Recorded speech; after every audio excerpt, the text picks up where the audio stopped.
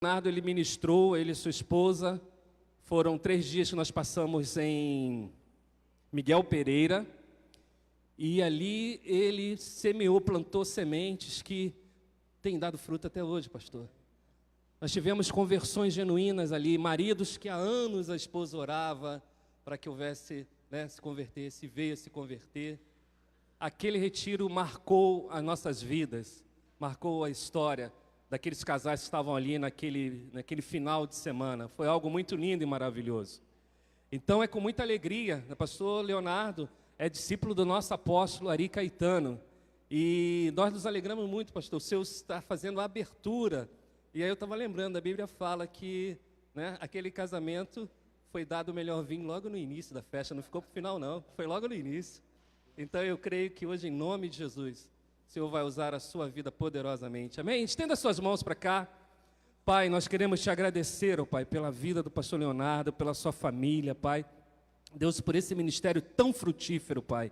Ó Deus Todo-Poderoso, que nessa noite, Pai, verdadeiramente seja um divisor de águas, assim como foi o nosso retiro, Senhor, lá em Miguel Pereira, Pai, que o Senhor usou a vida do pastor Leonardo, da sua esposa, Pai, de uma forma poderosa, Pai. Que nessa noite, Pai, as famílias, os sacerdotes que estão aqui nessa noite, Pai, saiam daqui, Senhor Deus, transformados. Saiam daqui, Senhor Deus Todo-Poderoso, com uma nova história, Pai. Em nome do nosso Senhor Jesus Cristo, Pai. Nós te agradecemos já, Pai, por esse grande banquete, em nome de Jesus. Amém. Glória a Deus, a paz do Senhor. Amém, queridos? Deus abençoe a vida dos irmãos.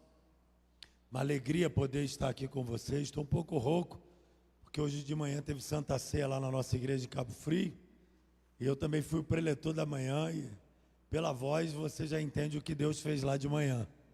Foi uma bênção para a glória do nome de Jesus. Creio que não será diferente. Eu trago um abraço de todo o nosso ministério, a todos os irmãos. O meu abraço ao meu apóstolo, à apóstola Maria Denise, a todo o corpo de obreiros desse ministério, os pastores queridos, que a cada momento que a gente tem estado junto, esse tempo que nós temos passado junto, eu tenho aprendido mais e mais a amar os irmãos. Como que eu cresço estando ao lado de vocês, viu, queridos? É uma honra para mim, um privilégio poder estar aqui, porque há 20 anos atrás, o meu primeiro retiro de carnaval foi nessa igreja, nesse ministério. E foi lá que pela primeira vez eu recebi a palavra profética que um dia eu seria pastor. Vira para o irmão que está ao seu lado, fala para ele: olha, eu creio que um dia você pode ser um grande pastor. E não duvida disso não. Em nome de Jesus. Que Deus pode te levar a lugares que você jamais pensou em ir na sua vida. Mas Deus cumpre, amém? Quando eu cheguei aqui hoje, eu queria compartilhar isso com vocês, antes da gente compartilhar a palavra. Eu dobrei os meus joelhos ali. E toda vez que eu venho aqui, me dá uma alegria muito grande, porque sementes foram semeadas, sementes de palavras poderosas foram semeadas na minha vida, nesse ministério. E eu estive aqui onde eu aprendi muito, aprendo muito. Mas aquele retiro foi um divisor de águas para a minha vida. E 20 anos depois, Deus me trazer aqui para poder compartilhar algo da parte dele para os irmãos, é coisa de Deus, irmãos. É privilégio, é alegria. Amém?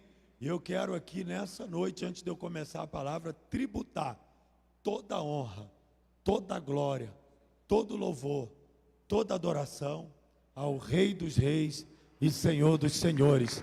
Você pode aplaudir a Jesus? A Ele o louvor e a glória. Amém? Me faço acompanhado da minha esposa, a pastora Renata, por favor.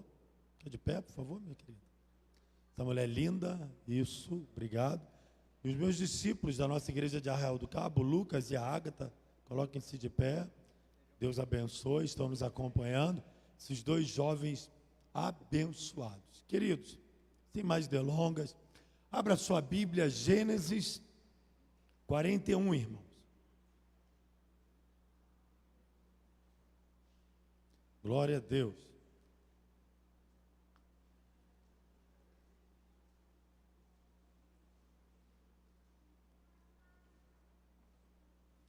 Eu gostaria que você estivesse com a sua Bíblia aberta, toda a ministração, que eu preciso depois mostrar algumas coisas para vocês no decorrer da ministração. Amém, queridos?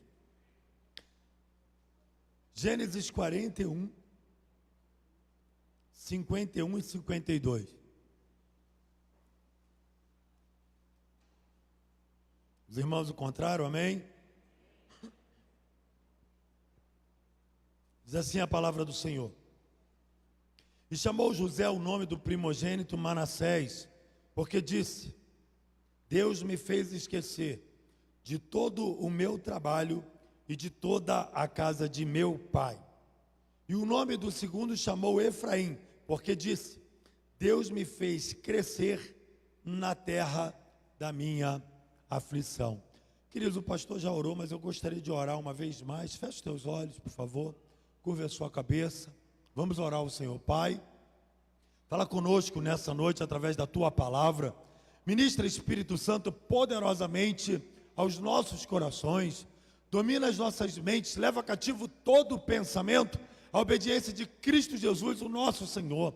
Nós repreendemos todo o mal, toda distração, todo sofisma, todo marasmo, toda perturbação na mente. Nós cancelamos agora, na autoridade do nome de Jesus Cristo de Nazaré. Senhor, que no abrir e fechar dos meus lábios, o Senhor venha falar a cada coração nessa noite. Fala conosco, Senhor. Nós precisamos ouvir a sua voz. E nós oramos ao Senhor, no nome poderoso de Jesus. Amém e amém. Você pode dar um glória a Deus? Aleluia. Queridos, eu vou estar compartilhando a palavra, mas você fica bem à vontade. Se a palavra for direto ao teu coração, você glorifica a Deus, amém? Quanto mais você glorificar, mais eu creio que Deus vai derramar da sua glória e vai trazer a revelação da sua palavra nessa noite, em nome de Jesus. Nós estamos aqui numa sintonia com o céu, amém? Nós tivemos um momento do louvor da adoração, e o momento do louvor da adoração é um momento onde a igreja expressa o seu culto, a sua adoração a Deus. E o momento da palavra é onde Deus expressa a sua palavra, aquilo que Ele quer falar conosco, a sua igreja. Então é um momento de Deus falar conosco, e se Deus falar contigo através da palavra, exalte a Ele, amém? Amém, igreja? Amém. Glória a Deus. Queridos, nós lemos um texto que narra a história de José, onde José, ali no Egito, Deus o agraciou com 2 filhos, o qual o primogênito ele dá o nome de Manassés, e o segundo filho ele dá o nome de Efraim. Manassés ele coloca o nome do primogênito, e ele diz: porque Deus me fez esquecer do meu trabalho e da casa do meu pai. José aqui possivelmente ele já está com seus 30 e poucos anos de idade, porque ele havia sido vendido pelos seus irmãos ainda muito novo. E José, quando ele se refere ao nome de Manassés, ele está dizendo aqui que ele está esquecendo da casa do pai dele, tudo que ele havia sofrido, o caos que ele viveu com os seus irmãos, o trauma que ele viveu de rejeição e de ser vendido pelos próprios irmãos. Responsabilidade essa, não dos irmãos, mas do próprio pai, aonde Jacó, ele tinha José como seu preferido. E isso não é novidade para ninguém. Inclusive, Jacó fez questão de dar uma túnica muito bonita para José. E José era tido como o filho preferido do papai. José era tido como filho mimado de Jacó. E José sofreu o ciúme dos seus irmãos, porque o seu pai fazia questão publicamente de honrar a José e de ter José como filho preferido. E isso causou um grande conflito na família de Jacó. E eu quero ressaltar que o erro partiu de Jacó. José foi apenas uma vítima do erro do seu pai, porque um pai não trata filho com diferença, um pai não trata filho com privilégios. O pai ele pode até honrar o filho, se o filho fizer por onde, e que seja de exemplo para os demais, mas nunca passar para os demais que ele ama mais um filho do que o outro. E era o grande erro que Jacó realizava diante de toda a sua família, diante de todos os seus filhos, até que se subiu a ira no coração dos demais filhos de Jacó. E José, para variar, teve um sonho e foi compartilhar o sonho com os seus irmãos que já estavam por aqui com José. E José também havia sido colocado por Jacó como aquele que ia espionar os irmãos. Vai ver se seus irmãos estão trabalhando. Vai ver se os seus irmãos realmente estão lá arando a terra. Irmãos, eu tenho filhos em casa. Eu tenho minha filha Karen, que vai fazer 15 anos essa semana. Tenho meu filho Ítalo, que tem 13. E tenho meu filho Isaac, que é o menorzinho. O Isaac entrega tudo. O Isaac entrega geral. E o Ítalo, mais velho, fala: rapaz, depois que você nasceu, você está estragando a minha vida. Para você entender a ciumeira que há entre os irmãos. Eu vou voltar aqui para o texto, mas Deus está me lembrando a coisa aqui que eu preciso compartilhar. O meu filho, a minha filha Karen sempre foi muito carinhosa, muito meiga, linda, menina espiritual. E o Ítalo, eu sempre chamei o Ítalo de nheco, filho de papajeco. Era uma forma carinhosa de brincar com ele quando ele era pequeno. Só que o Ítalo cresceu, deixou de ser um nheco, filho de papajeco, que cresceu. Mas o Isaac, pequeno, e o Isaac virou o chineném de papai. E eu chamava o Isaac de chineném de papai, e o Ítalo ruía a unha. Só trata ele assim. Eu falei: rapaz, tu já tá um cara grande. Eu vou chamar você de filho de papajeco na frente de todo mundo, rapaz. Toma postura, porque os filhos crescem, mas o coração continua o coração de criança. E sempre querem o colo do pai, sempre querem o colo da mãe, disputam a cama. E não disputam a cama, disputam o meio da cama. Irmãos, sexta-feira eu estou dormindo, cansado. Meu filho Isaac, de 8 anos, com a mão gelada, de madrugada. Ele sai do quarto dele, 4 horas da manhã. Ele pega o dedão do meu pé, com a mão gelada, e faz assim, ó. Irmãos, eu levei aquele susto. Eu olhei o meu filho abraçado com o travesseiro me olhando. 4 horas da manhã. Quando eu olhei para o rosto dele, eu sabia o que ele queria. Você sabe o que ele queria? Deitar no meio da cama. O que eu, como pai, fiz? Deita aqui, meu filho. A vontade de mandar ele embora. Me acordou 4 horas da manhã. Eu falei: deita, meu filho, aqui na cama. Aí deitou. E quando nós acordamos, eu, ele e a mãe ríamos o tempo todo. 4 horas da manhã, o menino com a mão gelada pegou no meu pé. Aí eu falei: por que você não pegou no pé da sua mãe? Ele falou: porque o seu é maior e estava para fora.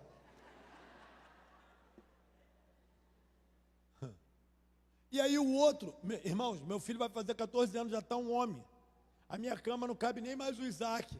Ele só deixa o Isaac deitar na cama. Eu falei: experimenta você deitar ali, que alguém vai ter que abortar a cama, vai ter que sair da cama. Porque não dá. Pastor, por que o senhor está trazendo essa palavra? Irmãos, que se nós não vigiarmos também dentro da nossa casa, nós agimos de igual maneira. E eu tenho que ter um cuidado muito grande. Quando eu elogio um, eu tenho que ver o que eu vou elogiar o outro, o que eu vou elogiar o outro. Quando eu abraço um, eu não posso deixar de abraçar o outro e o outro. Quando eu digo que amo um, eu não posso deixar de amar o outro e o outro. Quem está entendendo? Você até quer elogiar um, mas existem outros 2 que também necessitam de um elogio. Você quer até expressar aquele momento por algo, por uma atitude que o seu filho fez. O meu filho pequeno, ele me arrebenta todo tempo. Ele ontem chegou: você já vai sair? Eu falei: vou. Ele falou: se você me ama, me dá um abraço e um beijinho. Desse tamanho. Aí eu vou lá, dou um abraço e um beijinho. Outra coisa diferente, toda vez que eu chego em casa, pastores, o único que corre para me receber na porta e me abraçar e grita o meu nome é ele. Os outros 2 marmanjos ficam ali no sofá. Aí eu fico olhando: vocês reclamam que eu não dou carinho, né? Que igual eu dou para ele. Mas quem é que corre para o papai? Quem é que corre para o papai? E com isso a gente vai conversando, vai conscientizando, vai trazendo a orientação, vai dando a direção, vai quebrando. Mas olha, coisa difícil é trabalhar ciúme de irmão dentro de casa. E o meu filho Ítalo é o mais ciumento. E aí sabe o que ele fala? Eu já sei. Falei, sabe o que, Ítalo? Pai, eu sou o filho do meio. Eu sou o filho do meio. Gente, eu passo por essas coisas dentro de casa. Sou psicólogo de formação. Tenho trabalhado isso com meus filhos em casa. Você imagina o que Jacó não passava com aquela filharada toda? E principalmente colocando José no pedestal. José era o nheco-nheco de papajeco na frente de todo mundo. Você imagina Jacó pegando uma túnica colorida e falando, José, essa túnica que eu fiz para você, e dando na frente dos irmãos. Meu irmão, na minha casa eu nunca dei nada para um filho sem dar nada para os outros dois. Nunca. Isso é sério. Sempre. E a minha esposa jamais deixou isso acontecer. E várias vezes eu tentei negociar, não, porque um homem, né, o negócio do dinheiro, ele dá uma segurada. Não, é porque essa situação para essa pessoa, não, é para os três. Não, mas da outra vez, não, para os três. E a gente sempre faz questão, a gente nunca chega com uma coisa para um filho e de mão vazia para os outros. Amém, irmãos? Amém. Eu não sei quantos filhos você tem, eu tenho 3. Ainda tem o meu que está lá no Haiti, o quarto.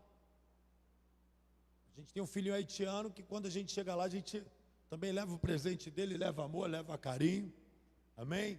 Para a glória do nome de Jesus. Porém, Jacó foi responsável pelo que aconteceu com José. Por quê? O erro começou dentro de casa. O erro começou na criação dos filhos. O erro começou na estrutura, na infância. Desde a concepção, porque José era filho de Raquel, a esposa que Jacó amava. E aí virou o preferidinho do pai.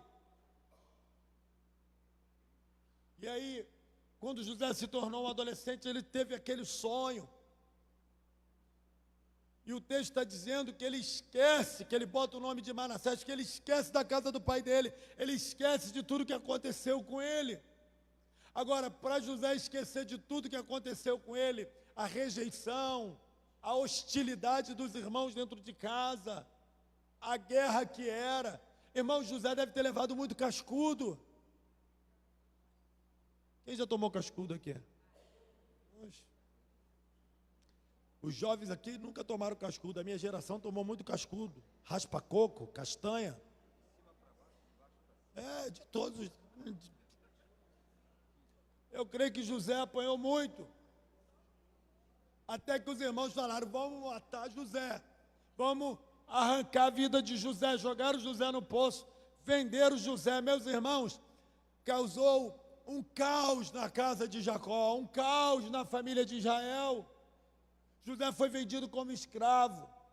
Os irmãos de José agora estavam vivendo anos e anos debaixo de uma mentira.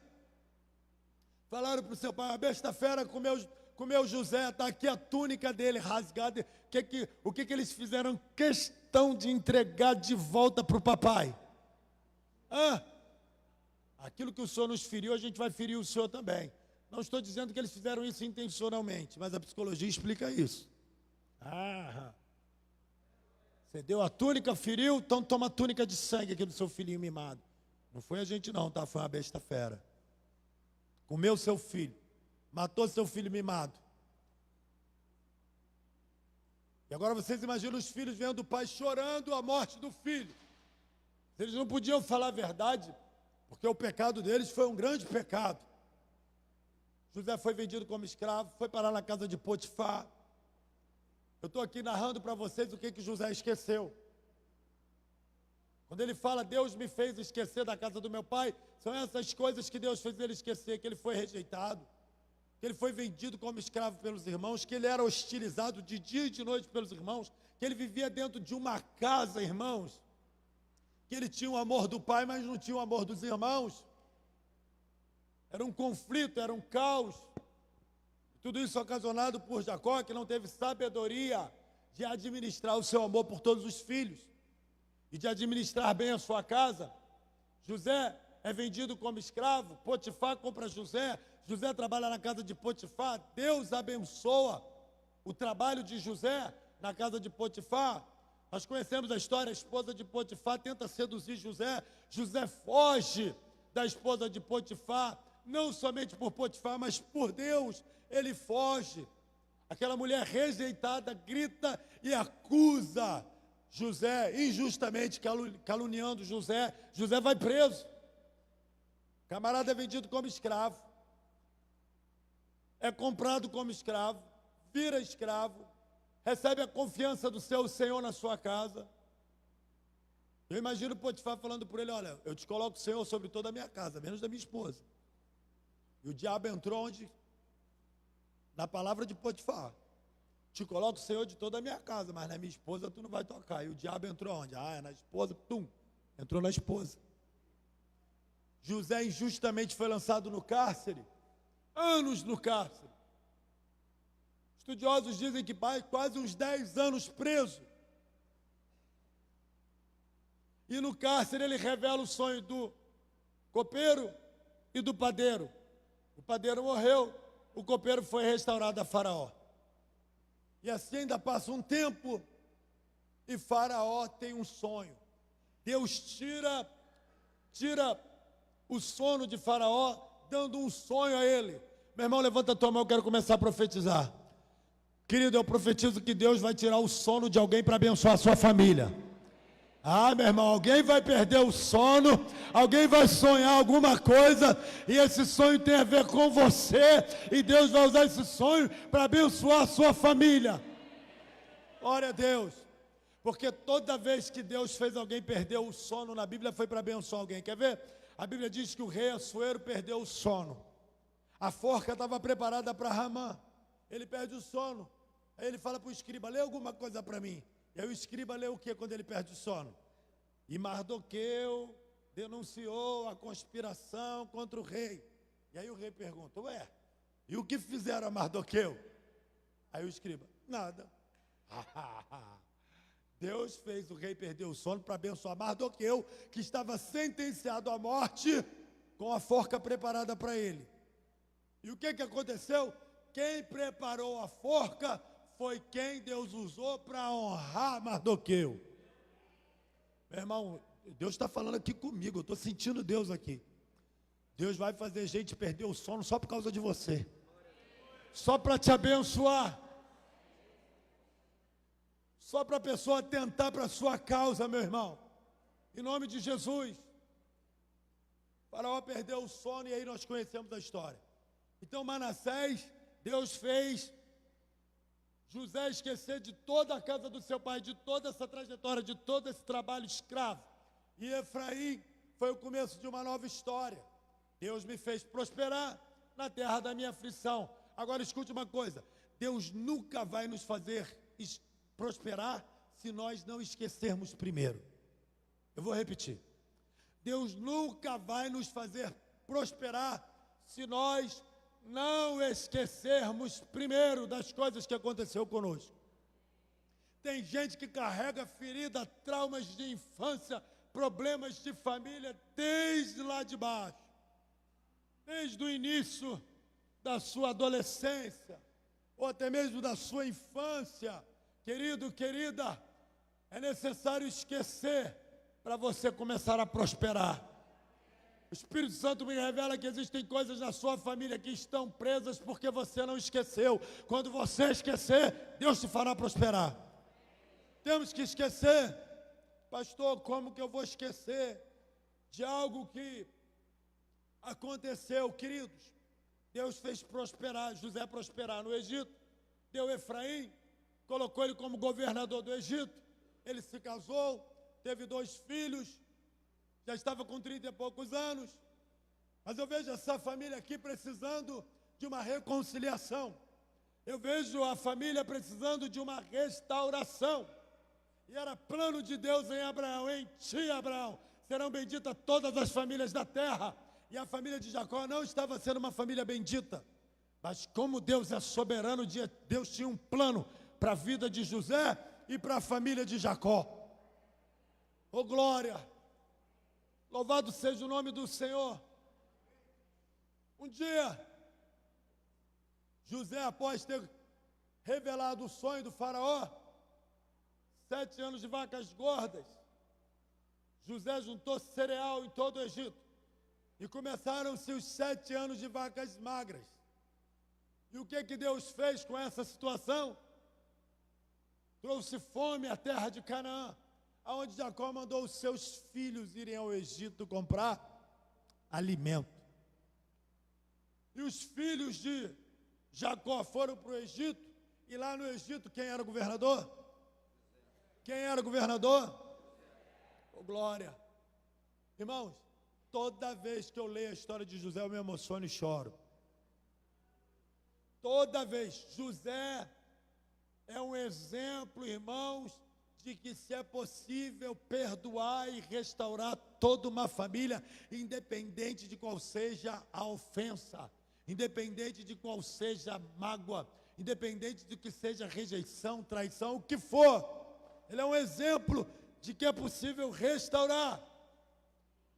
Mas algumas coisas que me chamam a atenção no texto que nós lemos e na história da família de Jacó, é que quando os filhos de Jacó vão para o Egito, Deus não queria que José se vingasse. Deus tinha um plano para a família de Jacó. Mesmo Jacó administrando mal a sua casa lá atrás, Deus já tinha um plano para salvar a família de Jacó, enviando os seus filhos ao Egito, e ali houve o encontro dos filhos de Jacó com José. E eu quero aqui nessa noite, queridos, em rápidas palavras, a hora já avança, compartilhar com vocês o que proporcionou a restauração da família de Jacó. O que proporcionou a restauração de toda a casa de Israel. E nós só estamos aqui nessa noite por causa dessa restauração. Nós somos fruto dessa família. Amém, irmãos?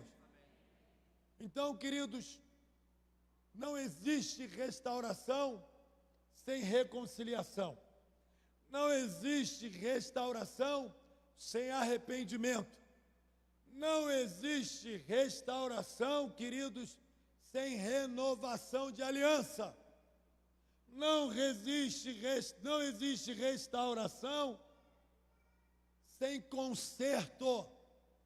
Não adianta falar perdoei e não visita mais, não vê mais, não fala mais.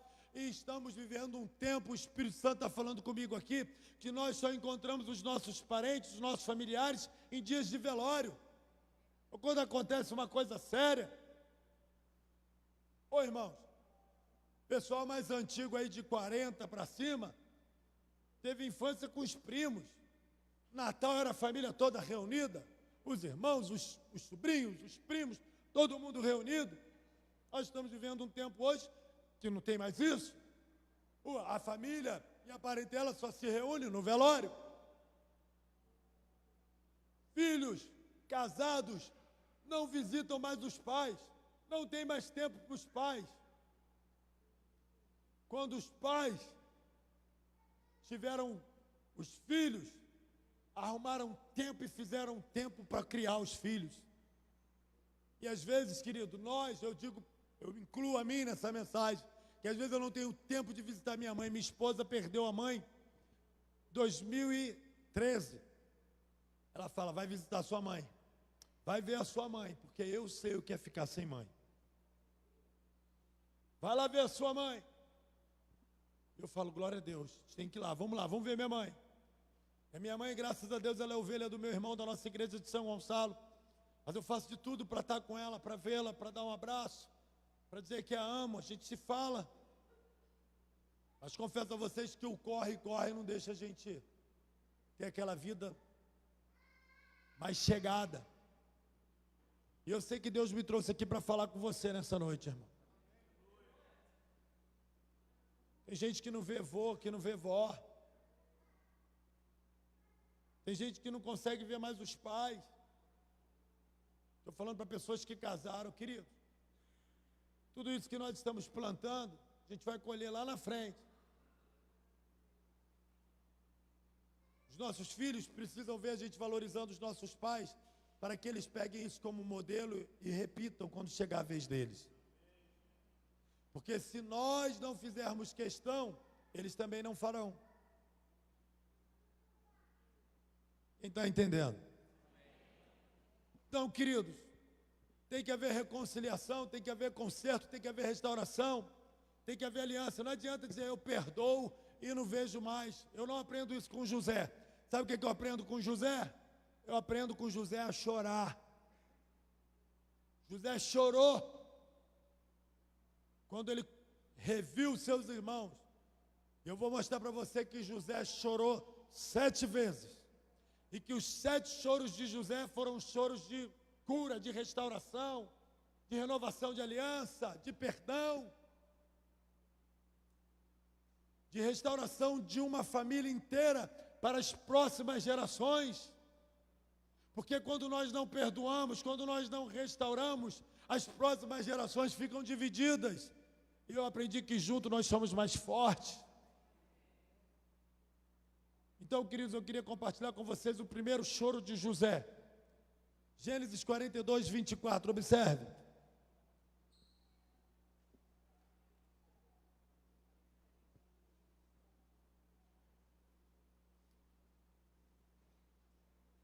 Vou ler do 21 para você entender aqui o contexto do 24.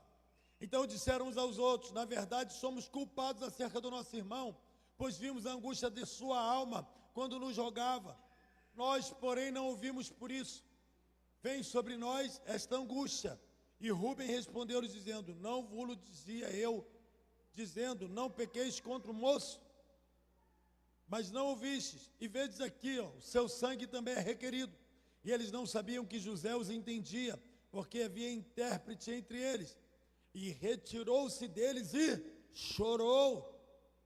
Depois tornou a eles, falou-lhes, tomou a Simeão dentre eles e amarrou perante os seus olhos. Primeiro choro de José, irmãos. O choro do cumprimento do sonho que Deus havia dado lá atrás. Que os irmãos iriam se curvar, os irmãos se curvaram e agora estavam ali diante de José. Houve um misto de emoção no coração de José. Misto de emoção, não sentimento de vingança. Foi o sentimento no coração de José, e a Bíblia diz que ele chora. Irmão, o sentimento de chorar é diferente do sentimento de raiva, é diferente do sentimento de vingança, é diferente do sentimento de fazer justiça com as próprias mãos, é diferente de desejar o mal para aqueles que fizeram mal para ele. Mas a Bíblia diz que ele chora, e nesse choro já houve quebrantamento, e no quebrantamento já houve cura. Nós sabemos que não foi um processo muito fácil para José. José precisava ter algumas convicções, ter algumas certezas. José precisava ver que realmente os seus irmãos estavam mudados. Ele precisava ver o arrependimento no coração dos irmãos, e os irmãos chegaram a falar diante dele: olha como o sangue de José agora está sendo requerido de nós. E José ouvindo. E quando José ouviu isso, a Bíblia diz que ele se retirou, pediu licença e foi chorar, irmãos.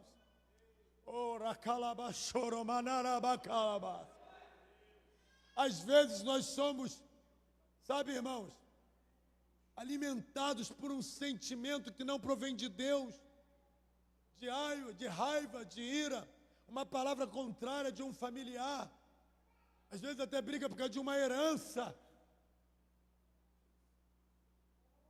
confusão dentro dos lares, irmão contra irmão, parente contra parente, brigas fúteis, discussões que só trouxeram dor, palavras que abriram lacunas no coração, feriram, magoaram. E existem pessoas que anos não se falam, irmãos que não falam com irmãos, filhos que não falam com os pais, pais que não falam com os filhos. Queridos, eu estou aqui por obra do Espírito Santo, para uma obra de restauração nessa noite. Ah, pastor, mas o sentimento que eu estou dentro do meu coração é de raiva. Você precisa substituir esse sentimento por um sentimento de quebrantamento. Pastor, o que eu faço? Faça como José, chore. O choro vai curar a sua alma. O choro vai curar as feridas do seu coração. O quebrantamento, querido, vai te ajudar, porque a palavra de Deus diz que Deus não rejeita um coração contrito, um coração quebrantado, o Senhor não despreza. Essa noite é noite de chorar, chorar pelo tempo perdido, pelas desavenças, pelas diferenças. Meus irmãos, eu estou sentindo Deus muito forte aqui nessa noite. Eu não vim aqui simplesmente nessa noite trazer uma palavra para vocês, não. Eu vim aqui porque eu sei que Deus está fazendo um mover aqui nessa noite. Eu sei que enquanto que eu estou aqui, Deus está agindo lá no teu familiar. Eu sei que enquanto eu estou aqui, tem pessoas que aqui estão, que estão anos sem falar com alguém da família, e Deus manda você restaurar. Haviam quase 15 anos que José não falava com seus irmãos. Quanto tempo você está nessa aflição? Quanto tempo você está nessa angústia? Quanto tempo você não vai a uma festa de família, porque essa pessoa vai estar lá? Meu Deus! Jesus! A gente estava vindo de Cabo Frio falando com a minha esposa. Parente só se encontra onde? Velório. Nós estávamos falando de um velório, que nesse velório tinham familiares que não se falavam, que tinham raiva um dos outros. O que aconteceu no velório, senhores? Briga, confusão. Morreu o irmão da irmã na quinta, confusão no velório. Pastor Nilson, você acha que acabou? A outra irmã morreu no sábado. O desgosto, a confusão, matando a família. Morreu na quinta, no velório, confusão. Aí você acha que a morte da outra irmã amenizou as coisas? No velório, Léo, confusão de novo. Aí eu me pergunto, o que gera tanta confusão? O que gera tanta discórdia? O que gera tanta raiva? E, queridos, a Bíblia é clara, a nossa luta não é contra a carne nem contra o sangue, mas contra os principados e potestades que atuam nas regiões celestiais. É o diabo que entra trazendo confusão e semeando discórdia, dividindo as famílias, dividindo a parentela. Eu conheço uma jovem que não falava com a irmã há anos. A irmã foi atropelada, morreu, e ela não se perdoava porque não falava com a irmã. Coisa terrível. Quanto tempo que perdeu, e ela chorava. Falava para mim, eu queria ter abraçado minha irmã, eu queria ter falado que eu a amo, eu não sabia que isso podia acontecer. Nós não conhecemos e não sabemos o dia de amanhã, irmãos, não perca tempo. Segui a paz com todos e a santificação, sem a qual ninguém verá a Deus. José chorou, e esse choro de José foi um choro de quebrantamento, quando viu os irmãos. Segundo o choro de José, Gênesis 43, 30, irmãos. Vira a página da sua Bíblia.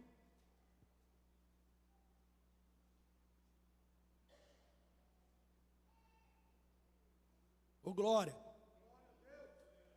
Olha que coisa linda. Ao 29. E ele levantou os olhos e viu a Benjamim. Benjamim era o irmão de José, filho de Rebeca. Mesmo filho de pai e mãe.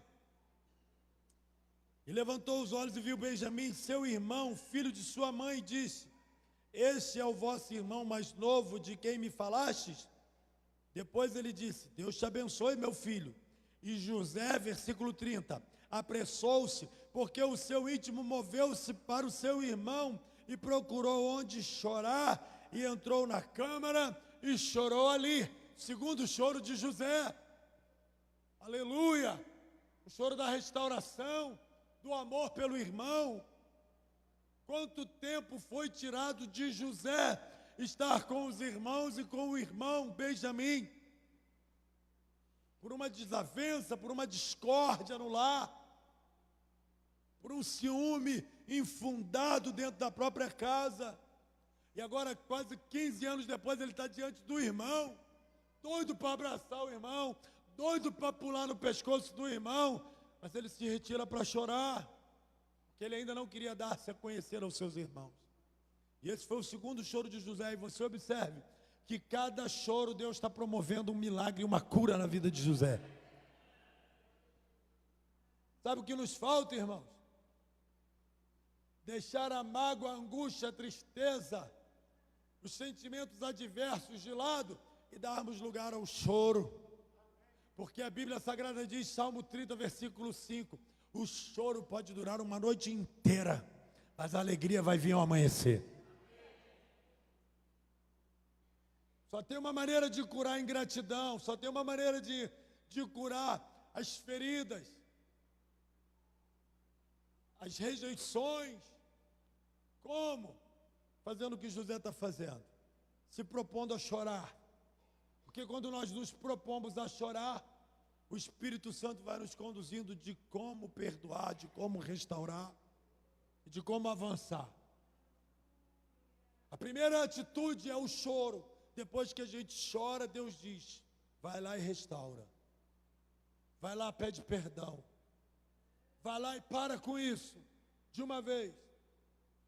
Ei, Deus está falando comigo aqui, Deus está falando comigo, que tem pessoas aqui dentro que são cristãs, que tem parentes que não são cristãos, e você, por motivos de conflito familiar, deixou de falar com seus parentes.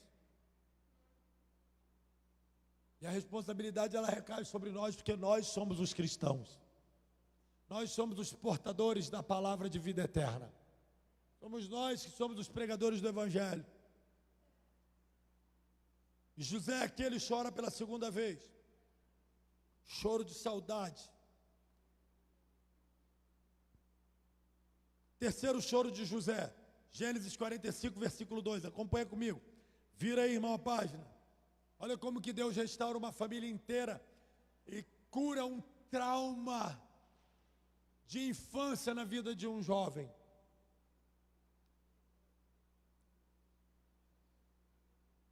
Esse aqui é o choro que mudou tudo. E levantou a sua voz com choro, de maneira que os egípcios os ouviam e a casa de Faraó o ouviu. E disse José a seus irmãos, eu sou José, vive meu pai. E seus irmãos não puderam lhe responder, porque ficaram atônitos. José falou, eu sou José, eu sou o irmão que vocês venderam. Chorou, foi o choro do perdão, foi o choro de trazer à luz o que estava escondido há anos, foi o choro libertador, foi o choro restaurador, foi o choro da cura, aleluia, foi o choro do conserto com os irmãos, foi o choro de lavar roupa suja, de prestar contas, de fazer o acerto. E ele chora, liberando perdão para os irmãos. Coisa linda, irmãos. Agora os irmãos de José ficaram atônitos, porque não podiam responder. Foi o choro do acolhimento. Versículo 4 diz, e disse José a seus irmãos, peço-vos, chegai-vos a mim. E chegaram-se. Então disse ele, eu sou José, vosso irmão, a quem vendeste para o Egito. Agora, pois, não vos entristeçais, nem vos pese aos vossos olhos por me haveres vendido para cá, porque para a conservação da vida, Deus me enviou adiante de vós. Oh, irmãos, tudo que acontece comigo e com você tem um plano de Deus. Ainda que seja ruim, ainda que seja uma experiência traumática, ainda que seja uma experiência de rejeição, tudo que acontece tem um propósito de Deus. Não fiquem pesados, cheguem até mim, Não vos entristeçais. Foi para a conservação da vida que Deus me mandou adiante de vocês. Coisa maravilhosa. Choro do perdão. Choro de dar-se a conhecer. Lavou a alma. Os irmãos estavam atônitos, queridos. E José acolheu todos os irmãos. Quarto choro de José. Gênesis 45, 14. Olha que coisa linda. 16 anos, 15 a 16 anos esperando por esse momento. Gênesis 45, 14. E lançou-se ao pescoço de Benjamim, seu irmão, e chorou. E Benjamim chorou também ao seu pescoço. Ai, irmão, quanto tempo a gente perde, queridos, com bobagem, com discussões, com afastamentos. E José, quando teve a oportunidade de abraçar o irmão e chorar, ele abraçou e chorou. Meu irmão, nós temos essa oportunidade, enquanto a vida há oportunidade. Se você está afastado de alguém, se existe alguém na sua família, sabe, querido, que está afastado, olha a palavra, não perca mais tempo. Deus não trouxe a direção para os líderes dessa igreja em vão. Deus tem propósito em salvar a sua família, em restaurar toda a sua casa, em conservar toda a tua família no Senhor. E uma atitude tua pode mudar a história de toda a tua família e de todas as demais gerações. Aleluia. Só sabe o valor de um irmão aquele que já perdeu um. José, ele se agarra com o irmão. Só sabe o valor de um irmão quem já perdeu um irmão. Quem não tem mais um irmão, viveu com o irmão e o irmão morreu. Aí você sabe o valor de um irmão. Porque quem tem irmão, eu falo isso para o meu filho. O meu filho fala para o Isaac: você está estragando a minha vida. Eu falei: não fala isso, libera outra palavra. Seu irmão é uma bênção na sua vida. Eu tenho irmãos, e os meus irmãos são bênção na minha vida. José se abraça com Benjamim e chora, que havia perdido muito tempo sem estar com seu irmão. Quinto choro de José, irmãos. Já estou encerrando. Gênesis 46, 29.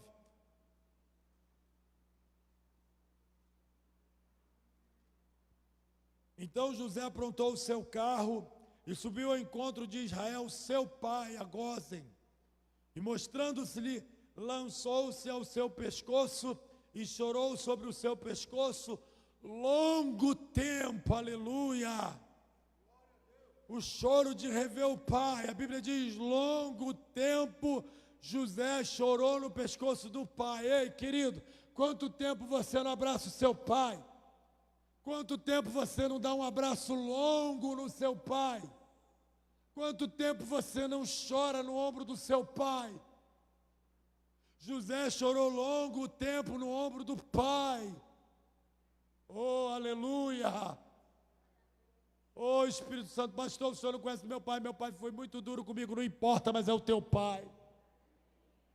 Ah, meu pai não me deu muito afeto, eu fui privado de afeto. Mas você, meu irmão, recebeu o amor de Deus que foi derramado no teu coração pelo Espírito Santo. Se ele não te deu, você pode fazer a via de volta e dar para ele. Não importa. José abraça no pescoço do pai, irmãos. No pescoço, ele se pendura longo tempo e ele chora no pescoço do pai. Eu conheço pessoas que nunca levaram um abraço do pai.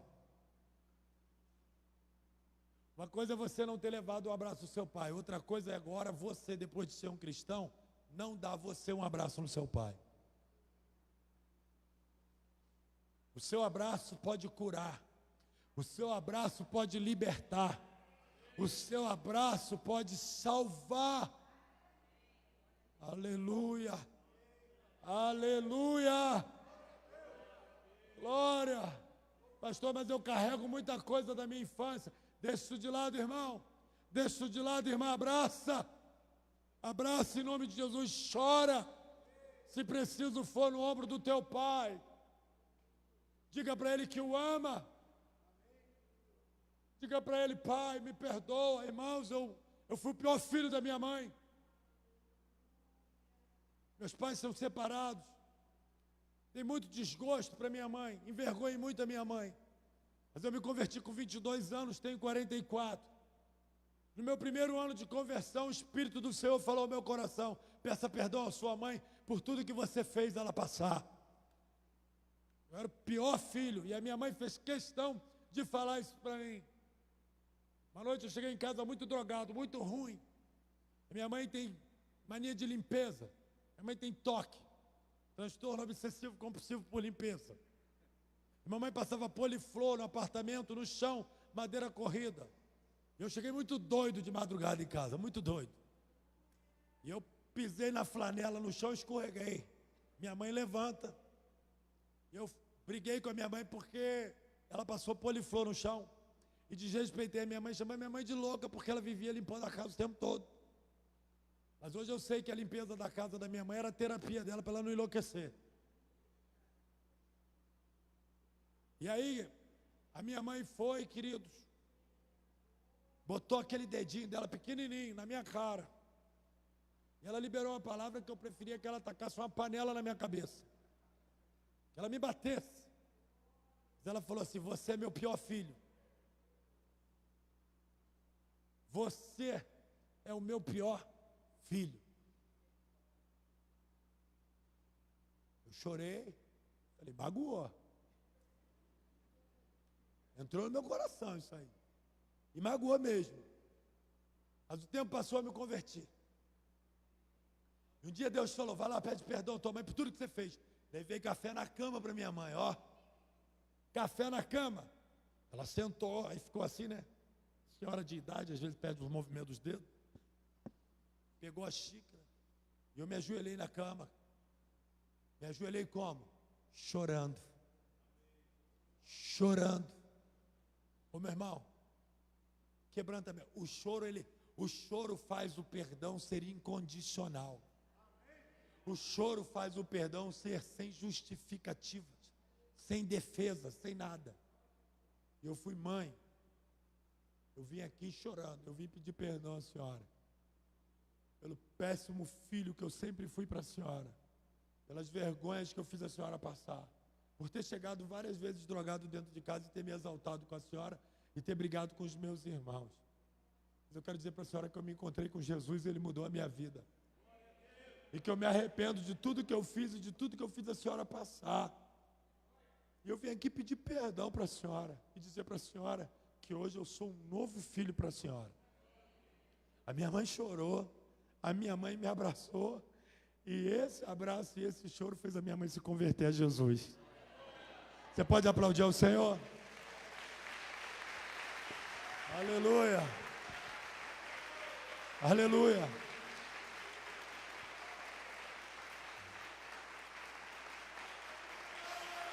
Glória! Glória a Deus, aleluia! Glória a Jesus!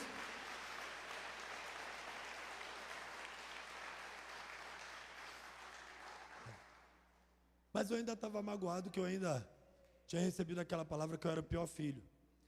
Mas eu já havia perdoado a minha mãe. Eu pedi perdão e perdoei a minha mãe. Mas um dia, eu estava fazendo seminário, e eu cheguei do seminário. E a minha mãe estava me esperando, nós morávamos no condomínio, ela estava me esperando debaixo do bloco. Quando eu cheguei, ela falou: ai meu filho, graças a Deus que você chegou. Eu falei: o que foi, minha mãe? Minha mãe é uma bênção. Mamãe, você morre de rir com mamãe. Graças a Deus. Eu falei: o que foi? Fulana lá do bloco 3, tá doente, está em casa. Eu falei para ela que você ia lá orar por ela. Eu falei: falou, mãe, então vamos lá orar por ela. Minha mãe já, né, arrumando as amigas para eu orar. Antes de eu chegar na casa da mulher doente, ela encontrou com uma outra amiga. E minha mãe me deu a mão. Minha mãe nunca tinha me dado a mão depois de grande para nada. Mas aquele dia que ela me deu a mão, as coisas mudaram para mim. Você está entendendo? Uma simples atitude muda muita coisa dentro da gente. Aí minha mãe me deu a mão. Encontrou uma amiga, falou, eu estou indo com meu filho lá na casa de fulana, que meu filho está estudando para ser pastor. E meu filho é uma bênção. E ele vai orar por ela. E sabe, esse aqui é o melhor filho que Deus me deu. Ô glória! Deus faz do pior o melhor. Eu vou repetir, Deus faz do pior o melhor. Ô glória!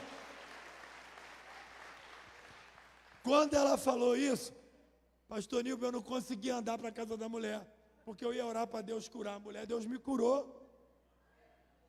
Você está entendendo? Ela falou, o que foi, meu filho? Você está chorando? Eu falei, mãe, não esquenta a cabeça não. A senhora liberou aquela palavra ali. E Deus trouxe cura na minha alma e no meu coração. Vamos lá, vamos orar pela irmã. Vamos abraçadinho, irmã. Cheguei na casa da irmã. Sabe por quê? Eu aprendi na nossa vida que nós não somos feridos que ferem. Nós somos feridos que curam. Jesus foi ferido para curar. Ele foi ferido pelas nossas transgressões, moído pelas nossas iniquidades. O caminho que nos traz a paz estava sobre ele, pelas suas pisaduras nós fomos sarados, irmãos. E ali eu recebi a minha cura. Quando eu recebi aquela minha cura, no caminho para a casa da mulher, meu irmão, novo convertido é uma benção. Pensa num Pentecoste. Orei em línguas, sapateei, joguei óleo ungido na cabeça, até no pé da irmã. Agora olha para mim, a irmã foi curada.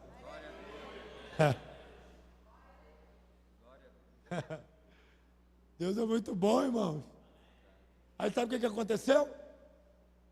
Virei o orador oficial do condomínio. Todo dia que chegava do seminário tinha uma casa para orar. E ganhei um monte de gente para Jesus. Hoje minha mãe é nossa ovelha. Hoje um dos amigos do condomínio lá que a gente tinha é presbítero do meu irmão. Mas um monte. Quem, irmão? A síndica do condomínio que perseguia minha mãe é crente. Aplauda Jesus, irmão. A síndica.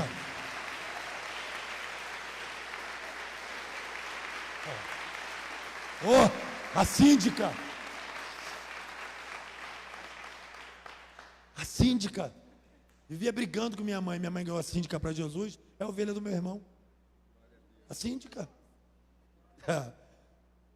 Interessante que quando ela se converteu, que ela está na igreja lá do meu irmão, né? Eu encontrei com ela e falei, aqui o síndico sou eu, hein? Brincando com ela. Falei, aqui o síndico sou eu, irmã. Vigia. Aquela irmã, uma bênção. Querido, sexto choro de José. Olha aqui. Gênesis 50, versículo 1.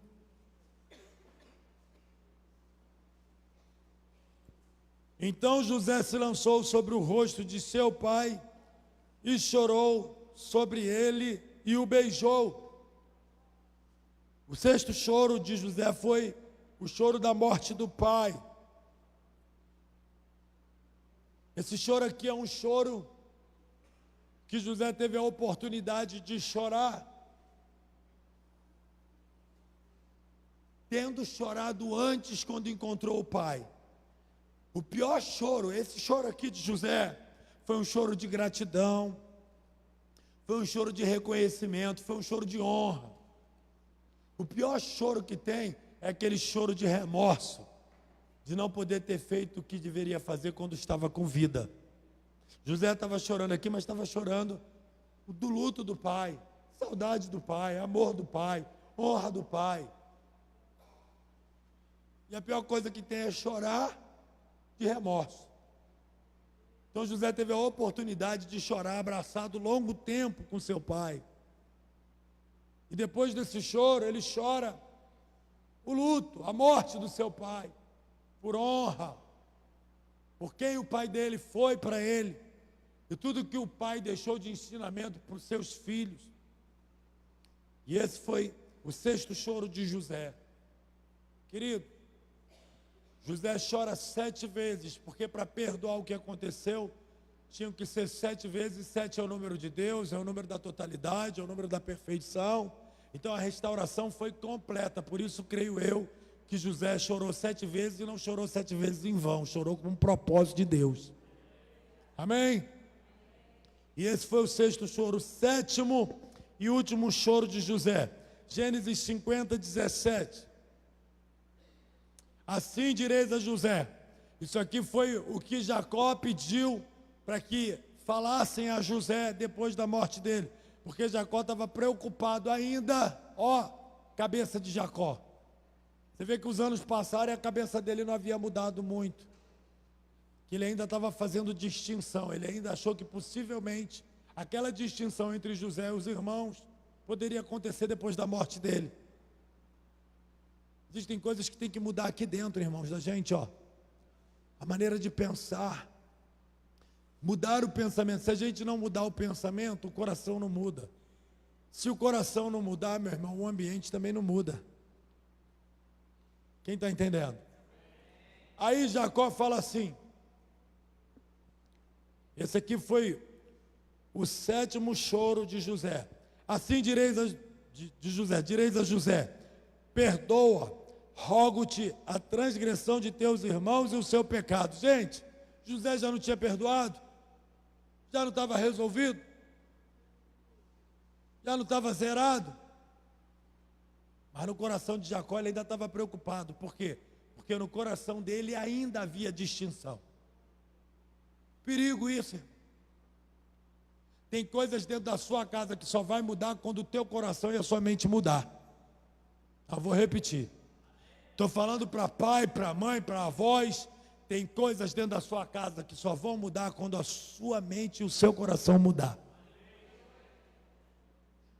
Ei, e pai e mãe são especialistas de ver coisas aonde não existem mais. E o filho fica dizendo, você está vendo coisa onde não tem. Você está trazendo coisa que já está resolvida. Você está trazendo coisa que eu já coloquei uma pedra em cima. Isso aqui é o filho para os pais. E aqui, querido, Jacó está pedindo uma coisa que já estava resolvida. Achou que é um pedido de Jacó para o filho. E ele está dizendo, perdoa, rogo-te a transgressão de teus irmãos e o seu pecado, porque te fizeram mal. Agora, pois, rogamo-te que perdoe a transgressão dos servos do Deus de teu pai. E José chorou quando eles lhes falavam. Agora, José chora ouvindo esse recado do pai. Eu imagino, eu estou aqui conjecturando o texto, eu imagino José chorando. Poxa, meu pai morreu ainda com essa preocupação. José chora. Por quê? Será que eu verdadeiramente não consegui passar para o meu pai que eu perdoei os meus irmãos e toda a minha família? E esse foi o 7º choro de José. E José ele chora ali pelas palavras do seu pai Jacó. E Jacó deixa um grande legado para os seus filhos. Nós conhecemos a história. E José ele ouve essa palavra e chora pela 7ª vez. Queridos, deixa eu dizer uma coisa para vocês. Jacó não deixou nada aqui para José a não ser o legado, a herança, a promessa e a bênção de Deus, que é tudo que um pai pode deixar para um filho. Amém? Às vezes você acha que deixar um terreno, uma casa é algo maravilhoso, mas seu pai colocar a mão na sua cabeça e te abençoar, isso é legado. Isso é louvável diante de Deus. Porque dessa vida, querido, você vai sem nada.